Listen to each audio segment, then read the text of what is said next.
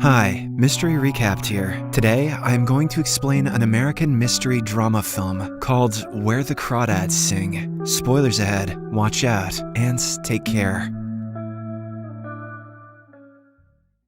October 30th, 1969. Two young kids are riding their bicycles in the woods of North Carolina when they come across a dead body. Terrified, they immediately call for help. Shortly after, two cops arrive and start investigating the crime scene. One of them notices that the deceased is Chase Andrews, the son of a wealthy businessman. Surprisingly, there are no footprints around the area. The cops then notice a nearby tower and start climbing it, suspecting that perhaps Chase fell from there. Once they reach the top, they find a broken gate. This divides both of them. The first cop believes that Chase was pushed and killed, while the other thinks it was an accident. Sounds like the second cop maybe pushed and killed him, I don't know. In the next scene, the autopsy report of the corpse is out. It reveals that Chase indeed died of the fall impact, but something didn't quite add up. Based on his injuries, he should have been found facing downwards, but it was upwards. Hearing this, the cops immediately deduce that it's a murder. However, they don't have any evidence, not even fingerprints. Luckily, the doctor knows where to start. He gives them a tiny red fabric which he found on Chase's corpse. Later, as the cops are hanging out in a bar, they hear some people discussing the recent murder case. All of them think that a local girl named Kaya Clark is the murderer, as she had a bad history with Chase. With this information, the cops head towards Kaya's house. It is a small house located near a swamp. They look around and find a collection of shells and books. They also get their hands on a red cap, possibly the same cloth whose fiber was found on Chase's corpse. Meanwhile, Kaya can be seen hiding from them in the woods. At an opportune time, she tries running away, but the cops eventually catch up to her. They question her why she was running, but Kaya doesn't speak a word. Hence, she is taken into custody. Later, we see her locked up in a cell. A local lawyer, Tom Milton, shows up and inquires if she would be interested in his services. However, Kaya remains silent. It's almost as if she is hiding something very deep. Tom tries to persuade her by revealing that she is going to be tried for murder. A court hearing is going to take place soon, and it is certain that she will be found guilty. After all, she has a red hat that's more than enough evidence. Hearing this, Kaya becomes scared and finally opens up about her life. At first, she describes her childhood and the movie goes into a flashback. It is 1953 and Kaya lives with her 4 siblings and parents. At first glance, it appears as if they are a happy family, but the truth is exactly the opposite. Her drunkard father always punishes her mother for no reason. So, one day, having had enough, she abruptly leaves. Following this, all of her 4 siblings also left the house one by one. Now, Kaya is left in the care of her drunkard father alone. The latter raids the nearby swamp for mussels, a type of seafood. Kaya also tries her best to assist her father in work. Once they're done collecting for the day, they head to the local shop to sell it. The shop owner, Mrs. Mabel, is a kind woman who often provides Kaya with food and clothes. She even admits her into a school, but the little girl instantly becomes a target for the bullies. Hence, she runs away, never to come back again. As the days pass, she becomes more connected to her father, and he too starts being nice. One day, Kaya receives a letter from her mother, but since she cannot read, she asks her dad to read it for her. Unfortunately, as soon as he goes through it, he becomes enraged and yells at the little girl, "Your mom is not coming back." After this, the drunkard gathers all of her mom's belongings from the house and burns them. Little Kaya is deeply affected by the incident, but little did she know that this was just the start of her problems. The next morning when she wakes up, she finds that her father has also wandered off. Now, there is no one to care for her. Still, Kaya does not give up. She collects mussels from the swamp and sells them to buy things in return. Mrs. Mabel also helps her with groceries from time to time. Back in the present, Kaya gets a lovely dress from Mrs. Mabel, which she decides to wear for her first court hearing. The lawyer, Tom, suggests that she confess to the crime, but pretend that it was an accident. With this, she would get a maximum of 8 to 10 years in prison. However, Kaya asserts that she is not a murderer, so she wants to get out of prison as soon as possible. When the hearing starts, Chase's family lawyer does his best to prove that Kaya is guilty. He points out that no one else would have a better agenda to kill Chase. Kaya loved him a lot and wanted to marry him, but he always refused. This is probably why she called him to the tower and chucked him off. Hearing all of this, the crowd also starts turning on Kaya. They are sure that she is the murderer. She loved him more than anybody. She had to be the killer. Fortunately, Tom also turns out to be a good lawyer. He states that no footprints were found on the crime scene, so accusing Kaya without any evidence is unfair. Meanwhile, she goes into another flashback. It is the year 1963. Kaya has grown up to become a beautiful young woman. She still lives alone in her house and does everything by herself. Kaya has also developed a keen interest in nature, so whenever she's free, she simply roams around the woods and enjoys the tranquility. One day, however, someone leaves a beautiful feather for her. The next day, she receives another one. By the end of the week, Kaya has received several of these feathers, and also letters. Somebody's out there killing birds somewhere. Then, one evening, a guy named Tate Walker approaches her and reveals that he is the one who has been sending those presents. He inquires if she read the letters, and in a sad voice, Kaya replies, "I can't read." Thankfully, Tate is a nice guy who is always ready to help. He starts giving Kaya lessons on how to read and write. For the first few days, they meet in the woods and practice writing. Then, when Kaya becomes comfortable enough, she takes Tate home and asks him to teach whatever he can. Slowly but steadily, the smile on Kaya's face returns, and the bond between the two deepens. In the next scene, we get to know that Tate is an ambitious student who wants to get admitted to a top university. He has applied to a few and is awaiting results. One day, he asks Kaya if she would like to go to the city with him, but she declines. Kaya, who has spent all her life in the swamp, thinks that she doesn't belong in the city. Tate knows that she is not going to change her mind, so he gives up. Oh man, I'll never be as cool as the swamps. Some months pass by, and the two have now become a couple. They often make out in the woods and go for walks. One day, things get so romantic between them that they almost end up having intercourse. However, at the last second, Tate backs out, saying he doesn't want to harm her in any way. He fears impregnating her. I guess they've never heard of condoms out there in the swamp. The following day, Tate finally hears the news that he had been longing for. He is accepted into Dartmouth, his dream college. He immediately goes to share the good news with Kaya, but instead of being happy, she becomes upset. Tate mentions that he wants to do something with his life, and that going to Dartmouth is a once-in-a-lifetime opportunity for him. However, Kaya, who has never studied in school, thinks that it is a waste of time and money. She then runs away, saying,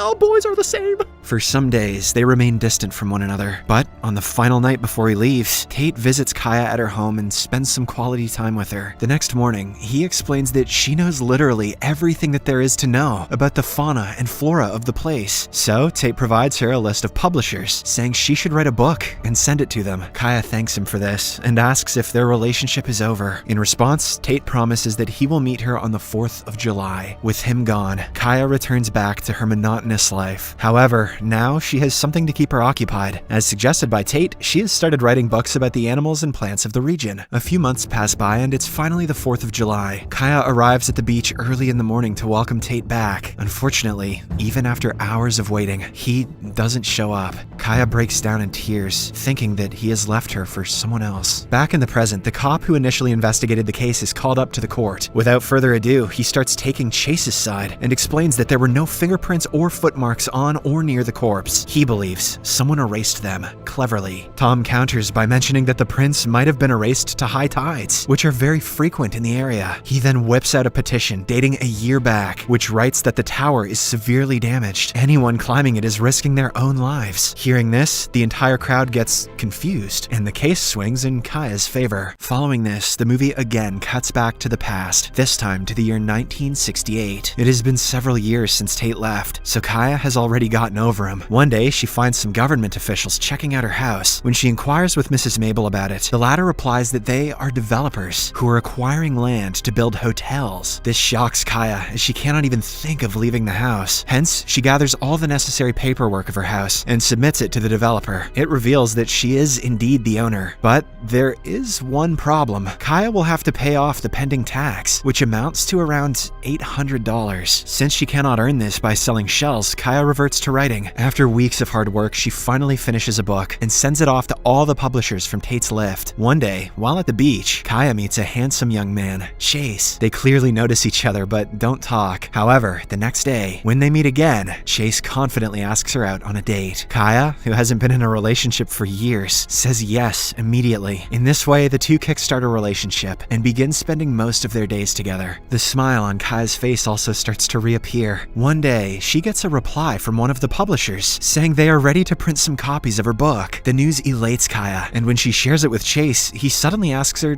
to marry him. Kaya stares at him for a few seconds, then accepts. As a symbol of approval, she puts a seashell necklace around his neck. In the present, Chase's mother has arrived in court to give her testament. She reveals that the necklace was not found around her son's body at the time of his death, so she suspects that Kaya eliminated him, took his necklace, and then removed all the evidence. However, Tom mentions that they shouldn't come to a conclusion just because of a missing necklace. I don't know, it was a pretty dope necklace. Back in 1968 now, Tate finally arrives home after graduating from Dartmouth. Unfortunately, the very first sight he sees is Kaya spending time with another guy. The next day, while he is working at the dock, he overhears Chase talking bad about Kaya. He immediately confronts Chase, and the two get into a fight. Fortunately, they are soon separated by some other workers. That night, he goes to Kaya's house and explains that he couldn't come back because he was too focused on his studies. But now that he knows her value, he will never leave her. Tate also asserts that Chase is a bad person who likes playing with other girls' feelings. Sadly, Kaya does not believe any of this, so she just asks him to go away. Now, she just wants to be with Chase. Unfortunately, one day, Kaya learns that Chase is actually engaged to another girl. This breaks her heart, so she ends her relationship promptly. Everything is not bad for her, though. The next morning, Kaya gets the book that she had published, along with a check of $5,000. She will also have to attend an important press conference in Greenville. Kaya is over the moon to have earned such a large amount, so she quickly clears the house tax. With the remaining money, she renovates her house. Just when it seems like Kaya has forgotten about Chase, he shows up in her life. He tries to lie that he only loves her, but Kaya is not having any of that BS. She asks him to go away from her life, but Chase instead tries to force himself on her. When nothing works, she smashes him in the head with a rock. Before leaving, Kaya warns Chase not to bother her again, or else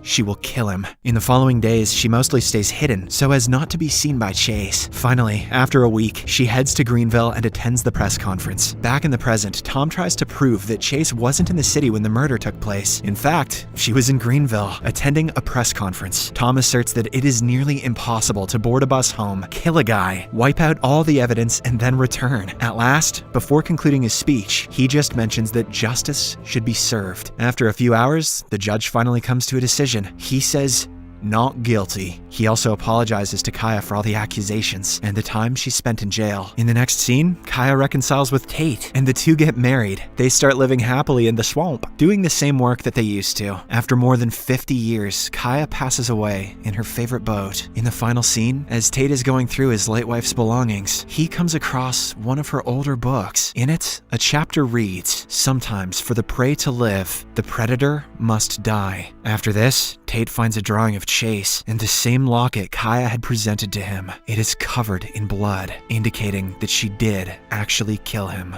Subscribe for more videos like this, turn on notifications, and leave a like to help the channel out. Thank you for watching.